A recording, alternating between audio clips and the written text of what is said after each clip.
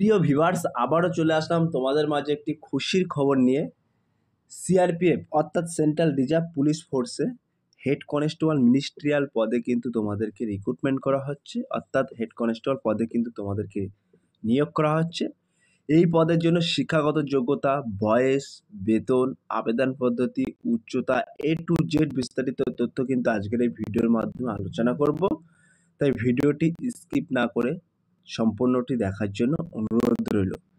তার আগে বলবো, যে সকল ভিউয়ার্স এখনো পর্যন্ত আমার এই চ্যানেলটি সাবস্ক্রাইব করেনি তাদেরকে বলো প্লিজ অতি দ্রুত সাবস্ক্রাইব করে দিয়ে আমাদের পাশে থাকুন এবং বন্ধুদের মাঝে শেয়ার করে দিন।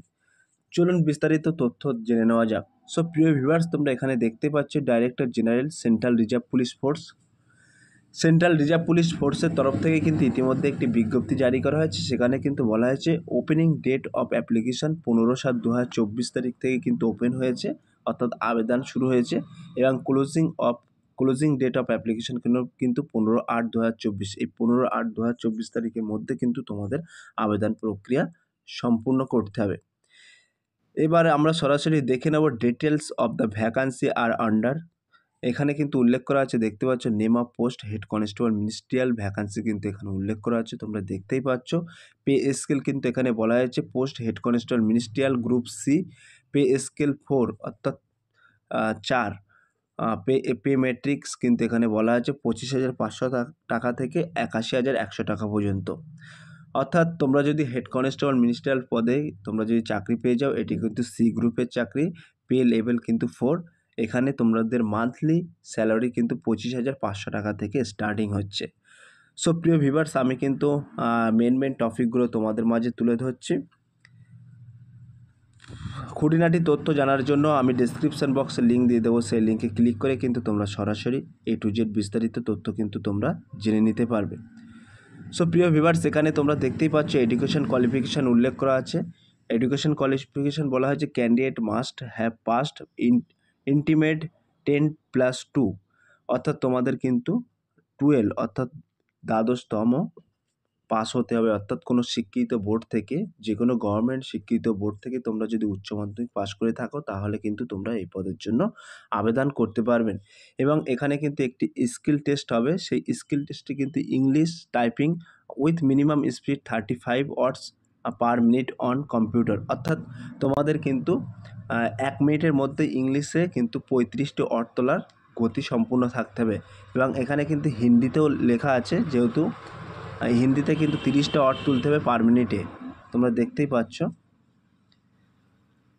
এবার আমরা সরাসরি দেখে নেব ফিজিক্যাল স্ট্যান্ড টেস্ট অর্থাৎ পিএসটি, ফিজিক্যাল স্ট্যান্ড টেস্টে এখানে কি বলা হয়েছে তোমরা দেখতেই পাচ্ছ। এখানে কিন্তু বলা হয়েছে for all candidate except schedule tribe ক্যান্ডিডেটদের ক্ষেত্রে কিন্তু এখানে তোমরা দেখতে পাচ্ছ 165 সেন্টিমিটার এবং ফিমেলদের ক্ষেত্রে কিন্তু 155 সেন্টিমিটার, অর্থাৎ পুরুষদের ক্ষেত্রে কিন্তু 165 সেন্টিমিটার এবং মহিলাদের ক্ষেত্রে কিন্তু 155 সেন্টিমিটার। রিল্যাক্সেশন ক্যান্ডিডেটের ক্ষেত্রে কিন্তু এখানে ছাড় দেওয়া হয়েছে।